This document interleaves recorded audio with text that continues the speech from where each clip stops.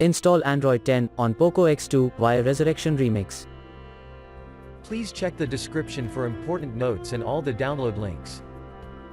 First download ROM and GApps packages, then transfer the downloaded files to the phone storage, link is in the description below.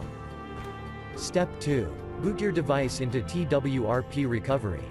Once in TWRP, click on Wipe, Advanced Wipe, and select the check boxes, as shown in the image, excluding internal storage. Step 4. Swipe the button to wipe the device. Step 5. Go back to the recovery main screen, and tap on the Install button. Step 6. Navigate to the storage, and select the ROM ZIP file. Step 7. Finally, swipe the button on the screen, to install ROM file. Step 8. Flash the GApps zip package, in the same manner.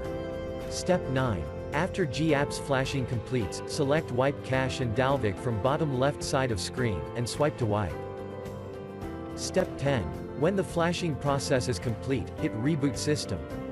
That's it, you have successfully installed the ROM on your device.